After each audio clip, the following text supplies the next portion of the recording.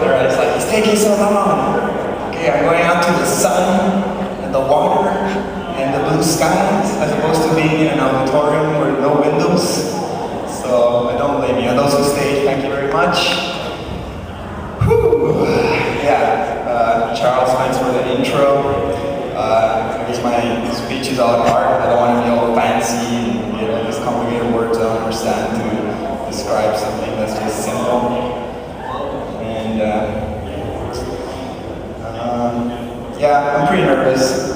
This is my first slideshow ever, and I didn't practice. I don't got notes. I'm just sort of like rocking off the top of my head. And I'm probably going to say a lot of stupid things, but I hope you guys forgive me and understand. So yeah, positive creations. And in the little paper thing it said Sacred Genesis. That's a lie, because I never made up that title. That was a real title. I don't get all biblical on my art. And what would we call it? Something like, a temple with many walls or something like that. Just to like bug Rome a little bit. Chris! So yeah, this is Chris. Alright, so since, for me it's tough to just like jump on a painting and start going like, oh, this painting is all this and that. I'm just gonna go chronologically, because there's different kinds of art that I do. And it starts with me being a kid, because as soon as I came out into this world, I was all creative and just needed to do stuff, and it sort of sucked because all the kids. I gotta start with, I grew up in Peru, which is a very like macho country. I know when you guys think of Peru, it's like, oh, you were probably like running around Machu Picchu and drinking ayahuasca in the forest. It's like, no man, Peru's like, at least Lima is a gnarly city, where everybody teases each other. If you're white, you're a minority, so everybody hates you because your dad worked hard and he made enough money to send you to a good school. And I'm like, but I'm just a kid, what did I do? Why you hate me? Why you rob me? But yeah, anyways, I'm getting off track. Let's get back to art. My personal traumas. So yeah, so as a kid, and I do art because that's sort of like what came out of me instead of playing soccer, which was what all the other kids in school would be doing, which made me like a big loser. And everybody would tease me and stuff, but I think I was happy. I was pretty happy doing my thing. And the funny thing now is that when we befriend and like meet back on Facebook, they're all like, Chris, that's so cool, man. You kept on doing your art. You're always weird and you kept on being weird, but at least now you're happy. And meanwhile, we did what everybody else was doing, and now we're businessmen with lots of money, but we're very unhappy and all that other stuff, That's what they tell me. I'm not saying they're happy, but, but I don't know why I'm getting off track all the time with my art. So yeah, so that's me.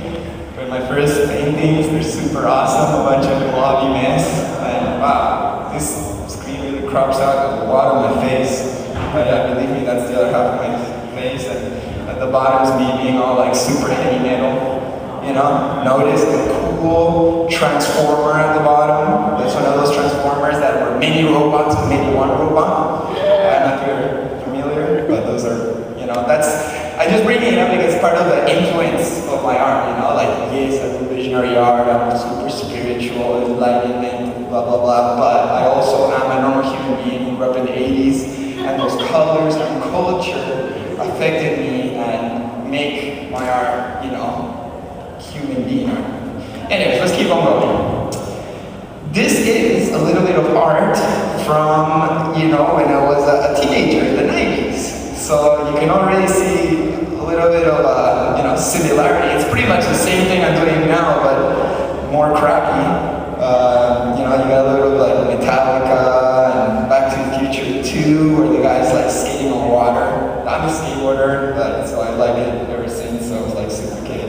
And surfing too, which was like another sport I did as a kid in Peru, which is like a big surfing country.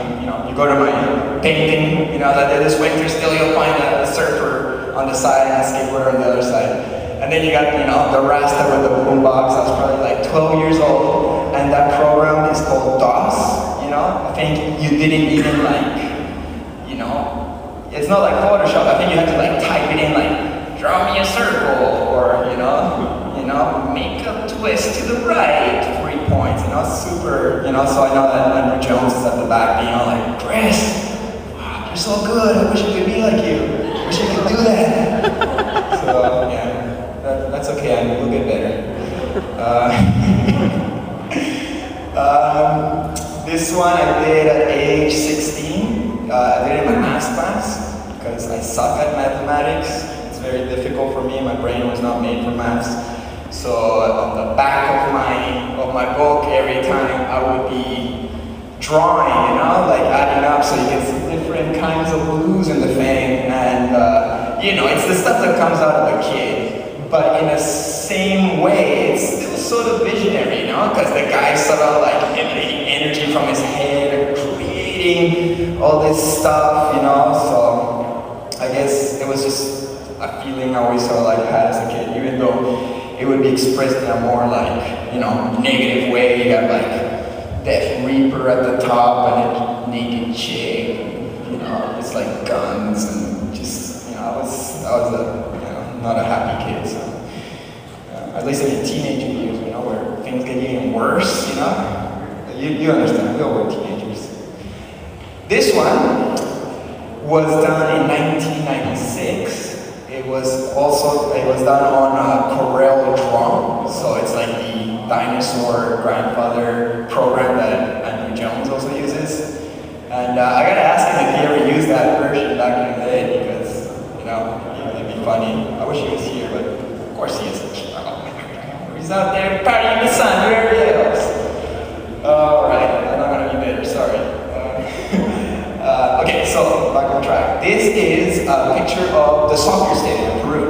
Peru's a big soccer country, so people go there and like cheer for the teams. And I started going to soccer stadiums and getting more involved for the team that I was fan. And eventually, around age 14, I became part of street gangs. And for like 2 years before I left to Canada, where I live now, I was part of the violent street gang, whose objective was to hurt the fans of other teams. And I know this is not very like what you're used to, the whole like positive, spiritual conference. But the important thing here that I'm trying to say is that I wasn't born positive. Okay, I was. My soul was positive, but human life throws all this crap on you that makes you okay, especially if you live in an army country.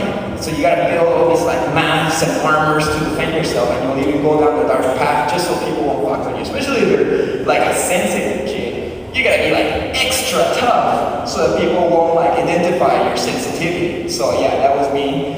I joined a street gang and I was all tough and had a knife always hidden in my boots. I didn't cut anybody, but it was there.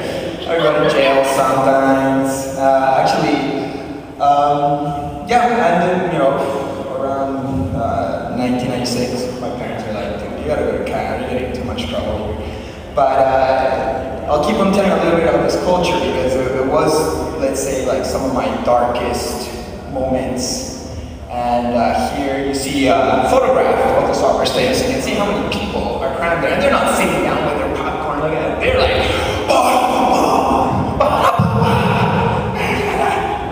like for like 2-3 hours.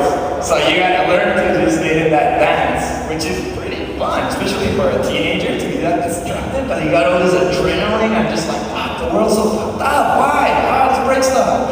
I think that's how I feel. I'm a man too, so I guess there's different drugs pumping through my brain.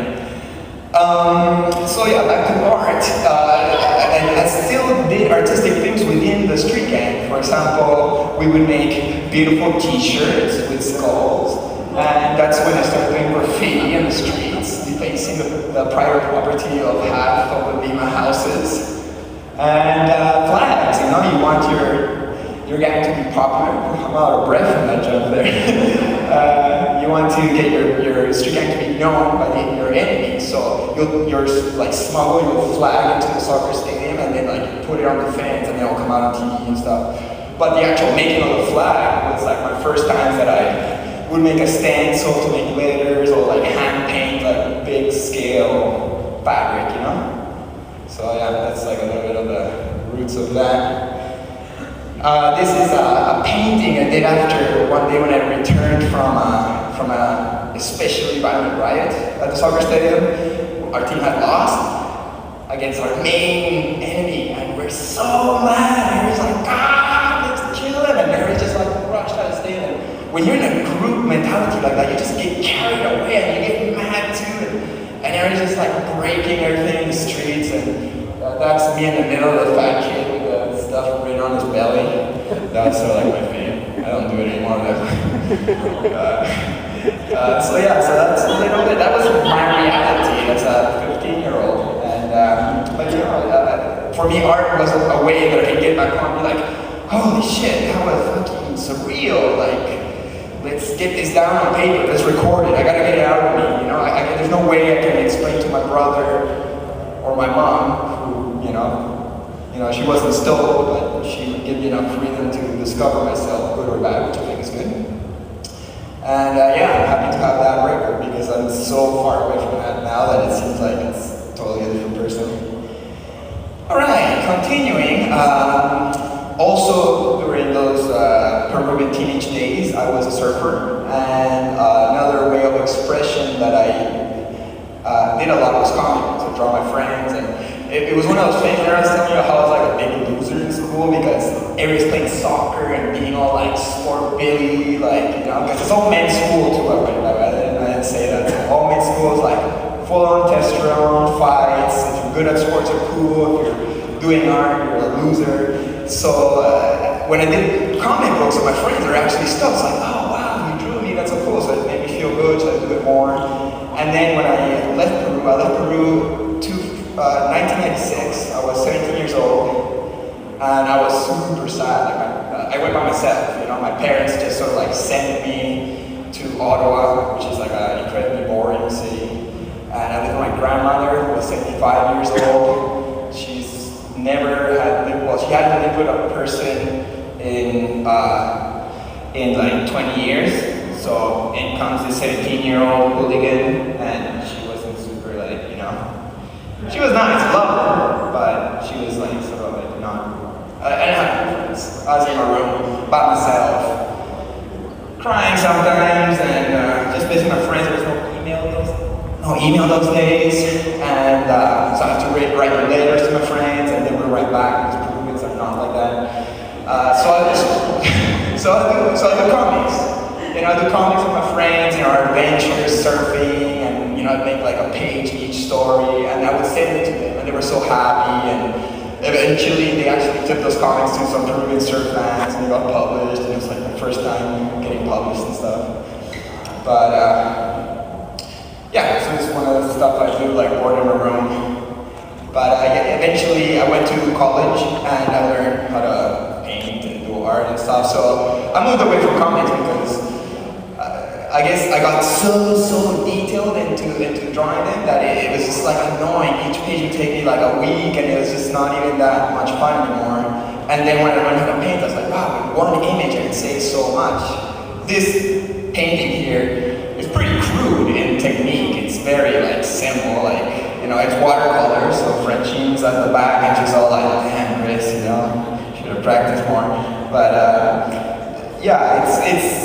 it's sort of visionary in the idea that there's an afterlife, you know, and in the afterlife I'm gonna hang out with my heroes, Bob Marley, Jimi Hendrix, Jim Morrison, who I was starting to listen to this, because that's when I just started smoking weed. I started smoking weed at 18 years old, which is pretty old these days, you know, because kids start like 12 or something these days, which personally I don't think is the best, because when you're growing from 12 to 18, your brain's sort of soft, it's still sort of developing, and if you weed it up too much, then you become weed, and you just become like, fuck it, everything's fine, okay, I'm gonna try. Or you could have an amazing imagination, but for me, I already sort of had an okay imagination, and then at 18, when I finally made some friends in Canada after 5 months of crying loneliness in my room, I started smoking weed, and it brought my art to like new levels, you know? This is nothing crazy, but I'm just showing you the steps to where I'm at. it's still sort of similar in the way that I like to draw happy suns, or, well, this sun's sort of like gnarly, but, you know, for me, sun is God, you know, the root. You know, the Incas had their God was the sun, so that was always an influence. And I love the sun, you know, I look at it as my body, and I think everybody feels that way, so I don't even have to explain too much. Next. This one is from 1998. I was 19 by then. It's just something, and it's called my Soul's Car. So I guess it's also sort of visionary in the way that I'm portraying my soul, but it's not very visionary. It's more like my soul is this like crazy creature that's like plugged into all these like, you know, it's got weed going through its nose, and it's got like beard like plugged into its neck, and it's grabbing a boob in one hand and like a joystick on the other. And it's got like a laser at the front to kill the enemies, and missiles and music in its ears. Like, you know, that's the vibration of a 19-year-old, or at least me. And that's the way I felt, you know. So I think that's a really important. You know, I can write, I can take pictures, but this really is like, this is how I was feeling at 19 years old. I was sort of like, you know, going really quick, nowhere, going down, being injected with as much influence as I can, being sort of like, I don't know, a little bit confused. Sorry. So in school, they started teaching me techniques. One was oils. This is my first oil painting. It's called I'm Horny. Yeah, so the guy's got lots of horns, he's sort of like, you know, ejaculating through his top horn. He's got two little nipples sort of like light up, and if you notice his nose is a couple boobs. And yeah, I don't know. I can't justify this, you know, it's just a weird piece of art. I guess it's more like fantasy if you want to like classify it somehow, but it's still sort of visionary in the way that I'm imagining a distinct place where different creatures exist, you know? But it's cool, man. Like, this one's this is my room landscape. It's like a very detailed picture of my room. I went snowboarding, and I hurt my back, so I was like on my bed for like 5 weeks, not being able to move. So I was like, okay, let's step up the detail. Let's get better. Like, this is more of a technique practice. Let's try to, you know, something better. And ever since I was a kid, I always wanted to go more detail. It's just something in me, and that's why when I come here and I see like who browns are, you know, I'm like, that got so much detail. Do you guys mind? You guys are adults? No, 5 years. Okay, thanks. Because that's how I was thinking, so, you know, I don't want to fake it. So yeah, so just, it's ink and water. Next. This one is the year 2000. By then I was 21 years old. I would say this is already when I moved to Montreal from Ottawa to go to my next college, getting away a little bit from living with my dear nanny. Rest in peace, I love her much. It once again represents the way I was feeling at that time. Very self-destructive. I was a drunken bastard by then. I very much enjoyed breaking stuff, skateboarder. Me and my friends would go on rampages where we'd take crowbars and break bus shelters, or find OTs and try to burn them and throw stuff off the roof face of the buildings. You know, stupid stuff. I don't know if you guys did as a kid. I hope you guys are not like, well, like, damn, that was stupid. Like, what is he doing? Give me more enlightenment speeches, man. But no, but that's how, like, you know, I was feeling at 20. It's you know, this is the destruction monster. I call it Angel of Death, you know, inspired by Slayer. You guys like Slayer? Okay, something like this, really. Okay, this is where it changed. It changed one summer, 2001. When I moved to Montreal, I had a student loan, and I spent it all on beer, like 5 times a week. I was super drunk, and by the end of it, I was just depressed and just like, this life, this is not for me. This is not me. I know there's more. So what I did is I left all my friends behind, and I went and I got a job as a tree planter in the north of Canada. And in tree planting, it's where I really found the true essence of myself, because I didn't have my friends anymore around me who knew what Chris Dyer was, he's this and he's that. There I could just be like, okay, new people, I even changed my name, I changed my name to Carlos Sanchez for a couple of years, just so, you know, it wasn't Chris Dyer, you know, I just needed to like clean the slate, and tree planting allowed me to be in nature and learn from nature. Like when you're tree planting, you're just like all day putting trees, like a couple thousand a day, and you're all by yourself, it's quiet, it's just trees, and you get to think and think and think. Sometimes I think you can be destructive because my mind drives me crazy. But a lot of other thinking is like, wow, this is the reality of planet Earth, you know? There's nature and trees and oceans, there's no buildings, all that life I was living for 21 years. It was a big lie, it was a bunch of math, it was a bunch of concrete, it was a bunch of culture-made craziness that drove me crazy too, and it's not my fault that I was fucked up, it's just the world that sort of influenced me to be that way. So nature was just like, chill, Chris. And yeah, so here it's called the positive and the negative of tree planting in the bush. I wish it wasn't so cropped up because there's details everywhere. Yeah, you're missing like a lot of it. You're gonna have to buy my book next year and see it all. So spend money on this. In the middle is a tree. On the I guess left side there's like a arm with chains. You know, 8 cents a tree, which is very little. There's like a corporate machine that's cutting the tree, because even though tree planting is a good thing, it's tied in with the deforestation industry, which cuts the tree. So this, you know, it helps, but it's still part of the whole shitstorm that we live in. And you know, there's the cut trees and the sad animals, and it's all sad. And on the right side, you got this like positive sort of robotic kind of nature creature, and then the tree, and this sort of like love I had that summer. And there's supposed to be a heart here and a sun there, like a happy God thing, but I don't really know how to adjust projectors to show you the painting.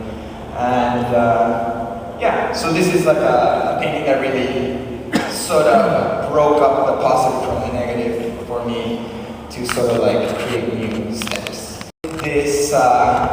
This painting, because I was tree planting and hitchhiking so much that summer, I didn't have too much of a chance to do art, but those 2 pieces are very important for me. The last one and then this one is called Chorito Místico, which is obviously Peruvian influenced by the culture that I grew up in and, you know, I love. And it's sort of like this wise little kid, you know, and it sort of like looks at you and he knows what's up. I don't know how I painted that. It's like sort of like my Mona Lisa, where you're like looking at it, and it's so simple. It's nothing like, whoa, you painted a guy sitting down, big deal. But there's some energy in it that sort of captured a little bit of wisdom that I was finally getting that summer. And yeah, I love them. So, yeah, so good. Alright, so when I went back to college after that first summer of tree planting, I ended up tree planting 3 different summers. I'm going to go back to school and I have to do like, you know, school projects like a lot of us artists have to do. But I was going to be like, look, I'm going to do a school project, might as well do it my way. So this was one project that was like life and death, and this was like my life sort of representation. I'll show you the next one just so you see contrast. The next one's called death, you know? So it's like cigarettes and, you know, a huge split. And because I was like a huge stoner back then. And yeah, so the light was like, should I even spend any time explaining this? You guys get it, you know? I don't have to like waste words saying that this is like nature and life and goodness and a good happy vibration. And the next one is sort of like something that's sort of killing you, you know? And we all got this inside of us, so you know, we like to clean out the negatives more, but to say that they're not there would be to lie and to live in a fairy tale land that doesn't exist, and we live in planet Earth. There's plenty of that destructive, gnarly, bad energy. So it's good to look at it in the face and be like, all right, man, I acknowledge you. I accept you in a way. You're part of the absolute. You know, the Creator wanted you to be part of our experience in order to see the other side too and have a contrast, you know, to like play around. And, you know, anyways, no conclusion to that one. Next. I'm such a bad speaker, I'm sorry. I just trail a lot. Alright, so after tree planting, so tree planting, I got to meet a whole different kind of people that I never met before, that some people were referred to as hippies. And I never really had many friends who were hippies. I was always the hippie of my group because I like long hair, but I met the real ones out in tree planting world, and you know, they were all like, "What are you doing after tree planting? Are you going like hitchhiking?" And I was like, "Hitchhiking by myself, like across Canada? It's pretty big." But they opened up that possibility, like, "Oh, I'm traveling, yeah, you know, I'm 21 and I haven't really seen much of the world." Well, you know, I'm from Peru, but once again, it's a whole world of masks that I was telling you about. So after that first season of tree planting, I hit the road. I went down hitchhiked by myself for like a week across Canada, which is like a gigantic country. And I was like so surprised how well everything worked. Like everything's, when you throw yourself up to chance, you see how perfect the synchronicities take you in life. And I was like, that's beautiful. I learned so much from that, knowing that if I just trusted a little bit, God, once again, the sun at the top, I know at least in my mind, that slide's there. Step up, so God's taking care of me. He's my co-pilot. He's, you know, making sure that I'll get the next ride, even though I'm hitchhiking in Seattle and you got those signs where they don't want you to stop and pick up hitchhikers, but you know, we still gotta do it. And that really started a lot of traveling for me. Right? I loved it, I got addicted to it, and I kept on doing it.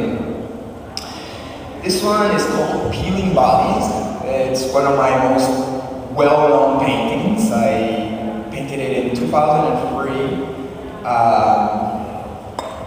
It came to me during a meditation retreat. I was hitchhiking and I ended up in a meditation retreat in Oregon, like an hour away from Eugene.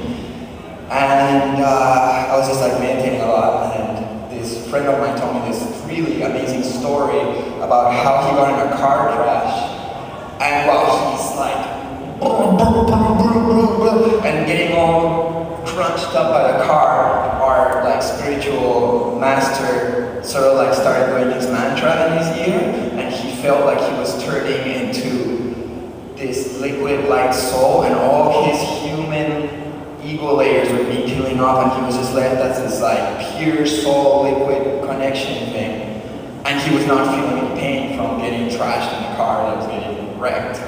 And I was like, wow, that's an amazing story. And he asked me to do he's a reggae artist too, and he asked me to do a CD cover. So, you know, an hour away after that, I'm like meditating, and this is what came to me. And, you know, a couple weeks after I went home to Montreal, it took me like a week or two to paint it, and awesome, you know, like it's become my most popular painting, not because it's that detailed or complicated, it's probably because it's so damn simple, and, you know, this is it, you know, it's the soul opening up its layers of matter, and, you know, and it creates a heart, and it's got a drop from the bigger sun, soul consciousness. And maybe a month later, I sold it for $200. $200 to some lady from that same meditation group who really liked it. And I was straight out of school, and I didn't really know. I was like, yeah, wow, $200, that's so much money. Wow, nobody's ever paid that much for one of my paintings. So I sold it to her, and then as years kept on going by, I kept on seeing it more and more, MySpace. And then on like, you know, YouTube, even Terrence McKenna videos had that image, and all these ayahuasca ones. And then a month ago I saw it on David Ike was doing a big DVD speech in like England, and he used it as part of the slideshow. And of course he had some, you know, royalties, but that's okay, I'll help the guy. You know, I'm just out to defeat the reptiles, I'll help him on his mission. So, you know, I was like, man, like, that's crazy. I gotta get that painting back. So I emailed the woman from Oregon, and I was like, would you mind sending me back that painting you've had for the last 8 years? And she's like, sure, I'll send it back to you for the $200 you bought it for. So I got it, and I brought it for you guys, it's right there.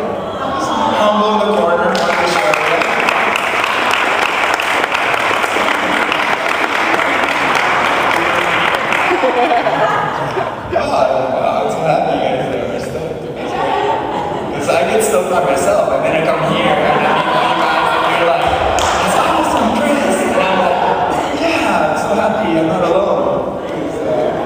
Because in Montreal, there's not much of a visionary scene. Like there's spiritual people in Montreal for sure, but it's more like the usual, you know, like the yoga people and the new age and stuff. But there's not visionary, like ultra cosmic, Elvin crew, Omega, futuristic. Well, there's none of that. I don't know what to call it. I don't want to define you.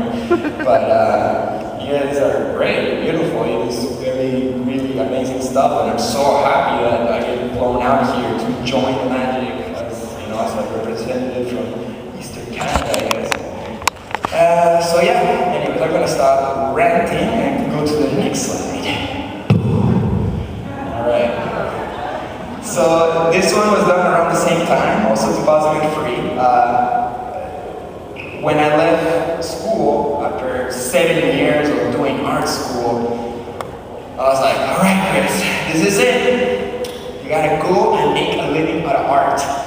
And it scares me so much. Like, how are you gonna pay like rent and bills and all that stuff out of doing these drawings you've been doing since you're like 0 years old? But you gotta try. And one of my first gigs was for a friend in Peru. He has a skateboard brand called Alchemeyez. He's like, Chris, like your art, maybe make a niche doing a hand plant. Hand plant is a skateboard trick, the one you're seeing. And I did it and ended up on a skateboard. It's weird because it's been out there for like a few years, like 8, 9 years, whatever, and people mostly love it, you know, like, sweet, you know, Ganesha, I love Ganesha, and awesome, I like skateboarding, it's a good combination, and that's what I feel. But then once in a while, you'll get your, you know, your more serious hint who's like, that's disrespectful, man, how are you gonna put Ganesha on a skateboard? And I was like, why not? You know what, Ganesha can't skateboard? He's like, he can remove any obstacle. He can like do any trick. Box him in.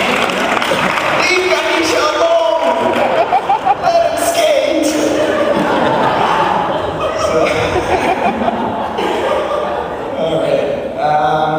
So I'm gonna bring it back to the childhood. I've been skateboarding since 1987, when we had big, heavy banana boards that you could not ollie for your life, especially when you're an 8-year-old with no muscles or talent or balance, which I still don't, but at least the board's got thinners, so at least I can do a minor ollie. But yeah, so skateboarding for me is something very important in my life. It's something that has always given me freedom, even if it's just sitting to the corner store by myself. It's just, I don't know, if you skateboard you understand it, but you probably, if you do any kind of sport, like skiing or something that's like an individual thing, not a group team sport where there's a winning and a losing. This is an individual thing where you're just doing your thing. And, great words, Chris, thank you. Shut up, man, let me talk. Anyway, so as you can see on the skateboard graphics, they're awesome, you know, look at those colors, look at that's like a big influence on me, you know, just, skateboard graphics are not positive images most times.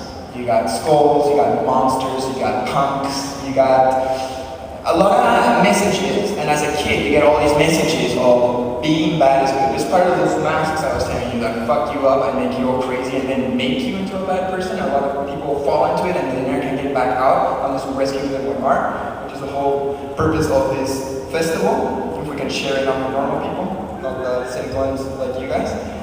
But back to skateboarding, you get the wrong messages from the graphics, and you know, you get the message of being bad is good. So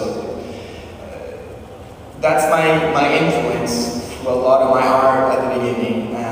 Yet the colors, I gotta say, are very positive. Lots of very bright colors that I love. By the way, I'm cropped out there, but I'm the guy from the far left who has like a really cheesy smile. But look at those colors on my board, purples and yellows. It's beautiful. I still use those colors. If you see my art, there's lots of like fluorescence, lots of like 80s influence, which for me makes me happy. I don't know. Every guys get different tastes, but for me be bright colors that boom, hit your brain and have a reaction is something special. It helps create some kind of spiritual feeling. Oh yeah, and while we're looking at this picture, next to me, to my left or to my right, is my brother. He's 4 years younger than me.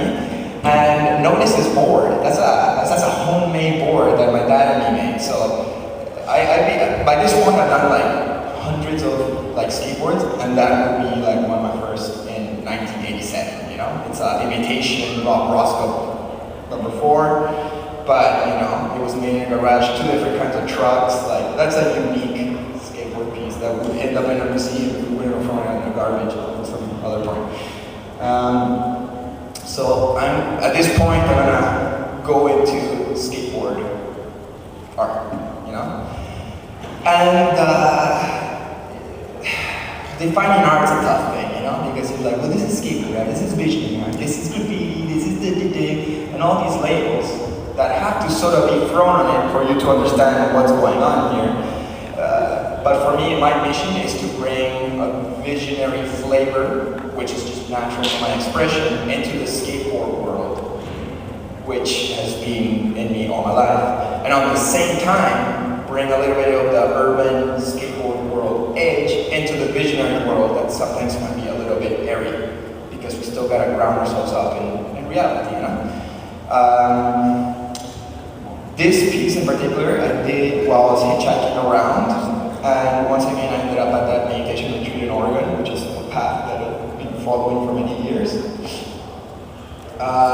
a 3-part piece. The middle came to me in a cherry farm in BC, and I had no ideas of sacred geometry. It took years for me to even know there was such a thing. But when I was sitting in the lake, this image came to me, sort of like a flux capacitor sort of vibe. And if you notice, those little like red cherries in the middle, I guess got in, and I only noticed later because I was stuck in a place full of cherries.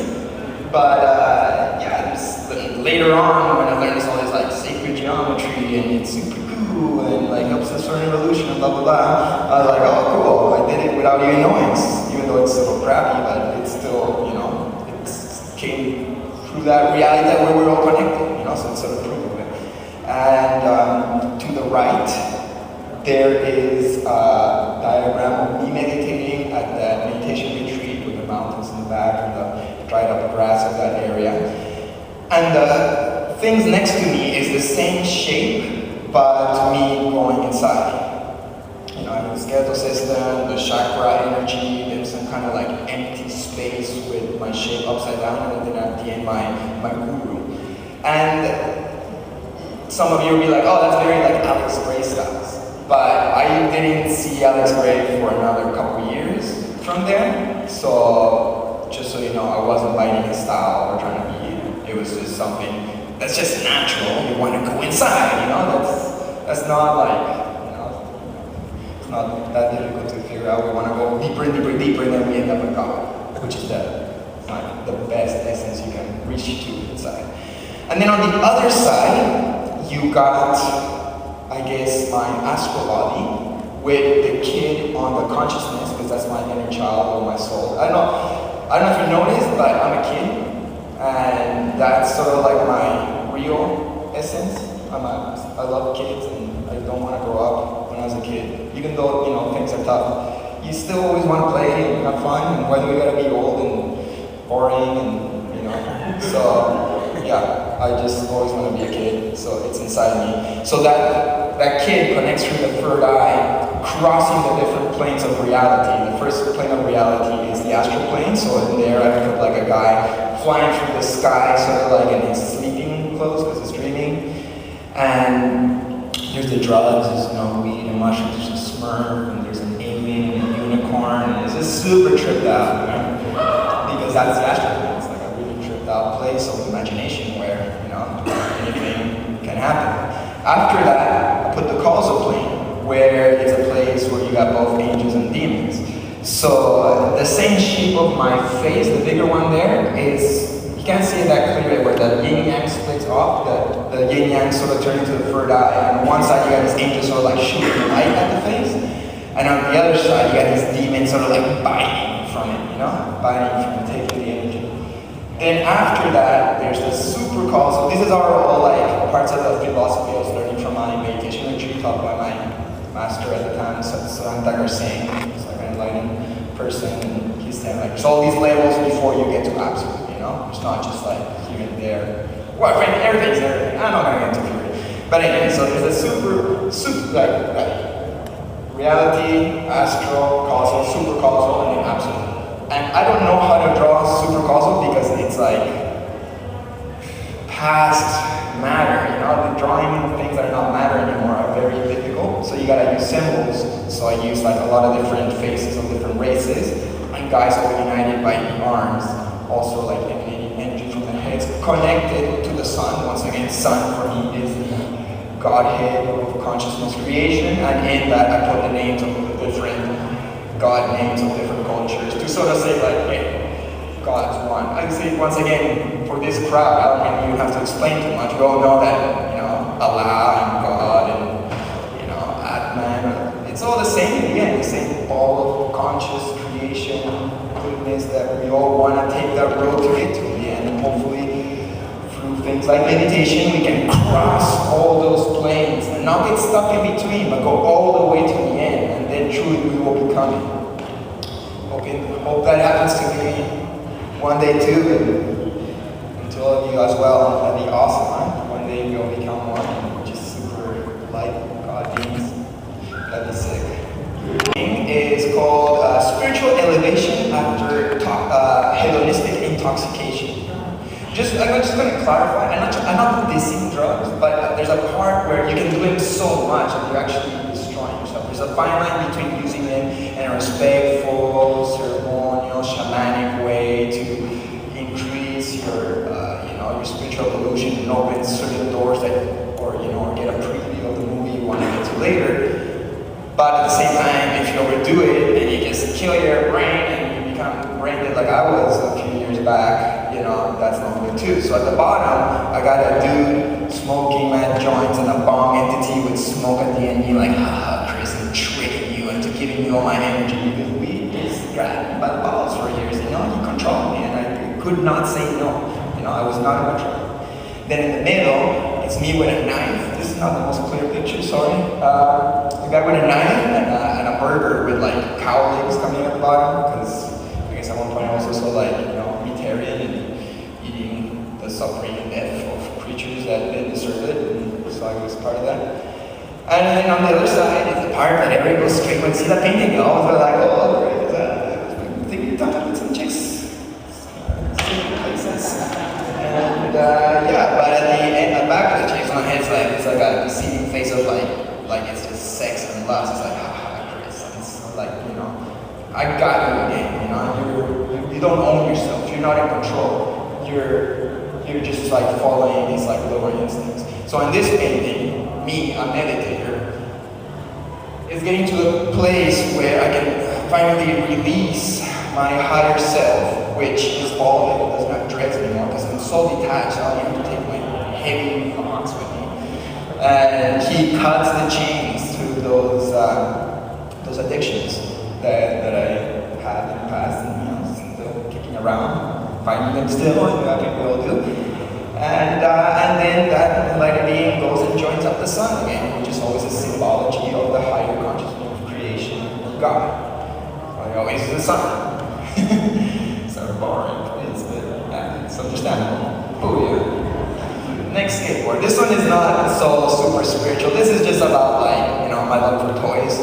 80s toys in special. This is an amalgamation between Skeletor from Master of the Universe, and you got pieces of Spider-Man and Spawn and G.I. Joes and the Ghostbusters and Bret the Hitman Hart from WWF's leg. And you got the fist of Spider-Man and Sam Dilsner, and you got Optimus Prime leg from Transformers, and then you got Cobra Commander at the top and like a Stormtrooper at the bottom. So it's just fun, It's on a skateboard that my dad found in the garbage, 80s mode. So they didn't have trucks and also let them on. It's just fun stuff. This one is more about traveling. This one's, it's about traveling around Mexico. As I told you, I got addicted to hitchhiking after that first tree planting and hitchhiking adventures.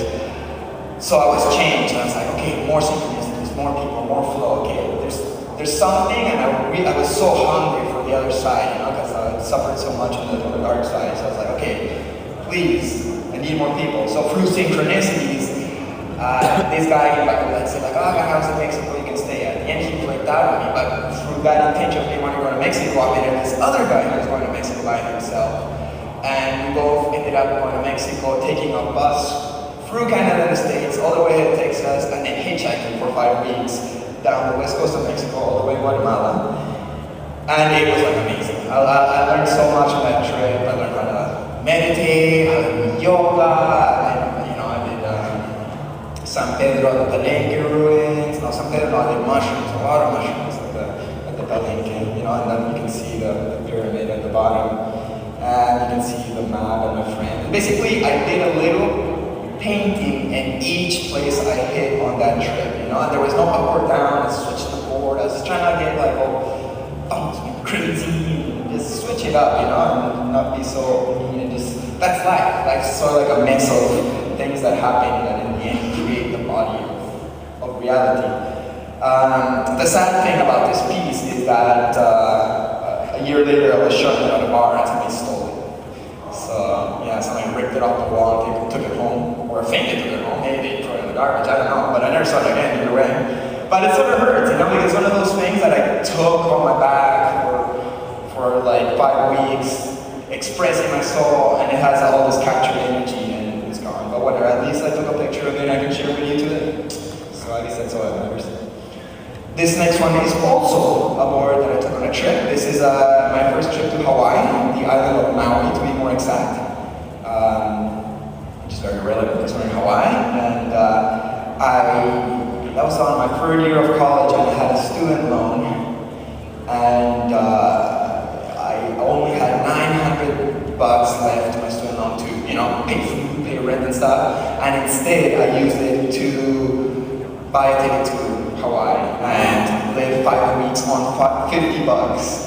And I took my tent and I took hopes that God would take care of me, and He did. 5 weeks went by. I ate from the trees. I hitchhiked. I lived in the tent. Just let life do its thing on me, and it was awesome. And I learned tons once again. And I survived on crackers and jelly. It's not very healthy, but you know, humans can live, you know, on that. And that's the important part. And then I got back home and I got better and all that stuff, so I think it's a good job.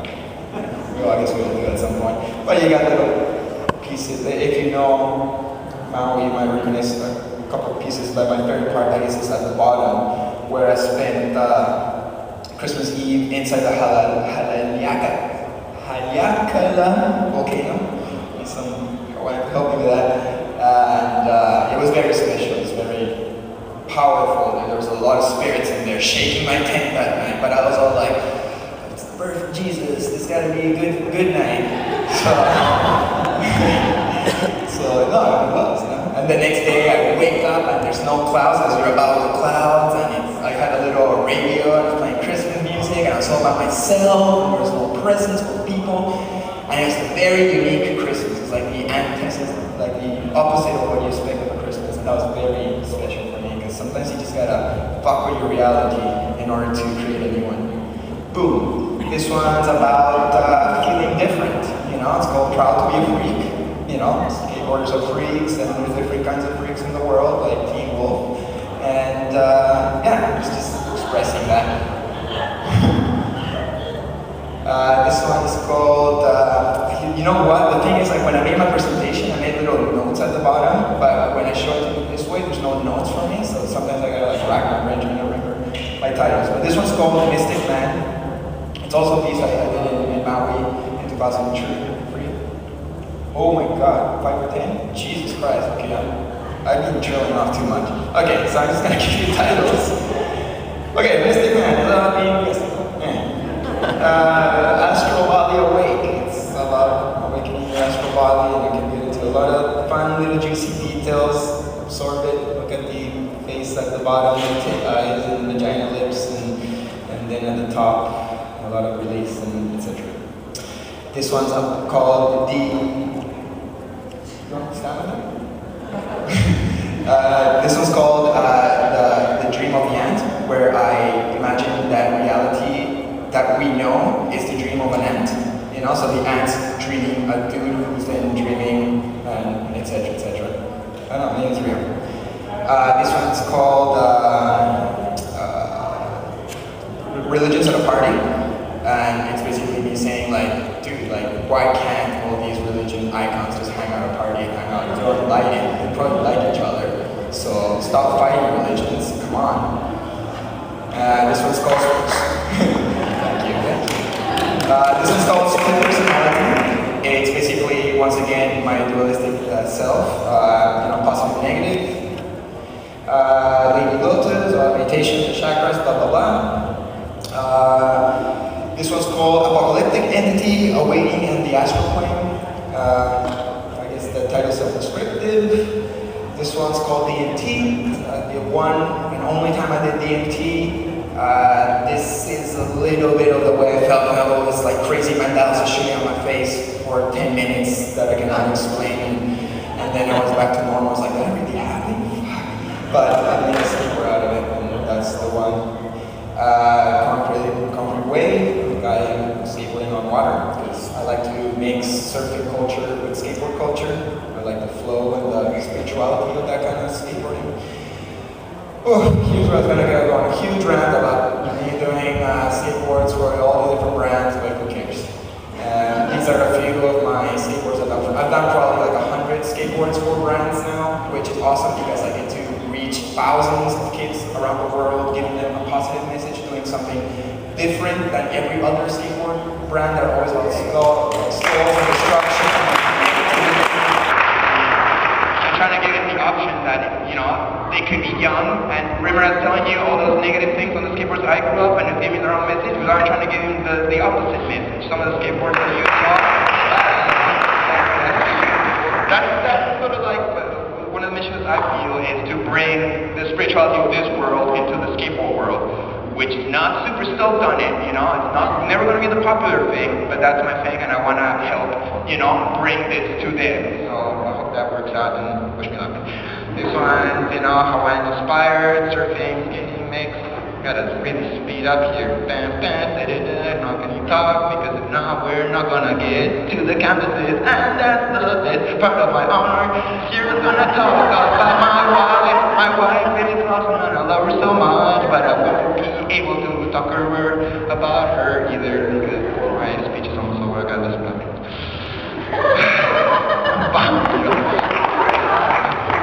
Okay, future primitive. I like to mix, ancient cultures. This is one of my later skateboard pieces where I mix a lot of skateboards together. Future primitive, Old is new. This is one of my latest pieces too, where I create a 9-foot tall skateboard robot, where you can actually sit on it and grab joysticks and control it and then go around and crush buildings and all that stuff. I love all that giant robot culture. Once again, I'm a kid, I love cartoons from the past, and they get into my work, and I just think, I don't really want the giant robot to come destroy us, but it's just fun, I like it. This one's called, Dream Yourself Awake. Barrett inspired. This one's a huge surfboard I've been there for a client in Peru. This is, here's what I'm saying, how I would like to, for visionary art to not only get to skateboards, but onto everything, The world has to be visionary art, You gotta have the toys, you gotta have the clothing, you gotta have the walls and the cars, everything can be painted into something beautiful. So this is one of the toys I did. This is another one, he's more of a little gremlin kind of guy.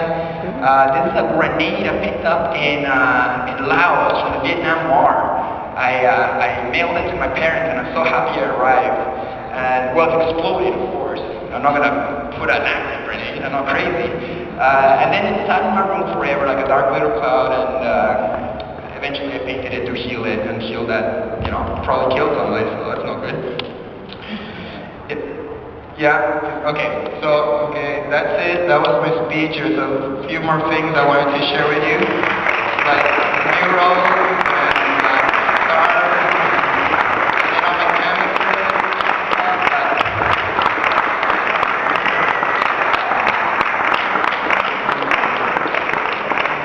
and then on my canvases, some of me and my DVD that I just made. But yeah, I guess just look at my art and it's pretty obvious what I'm trying to say. So all these words is not necessary. But thanks for letting me talk.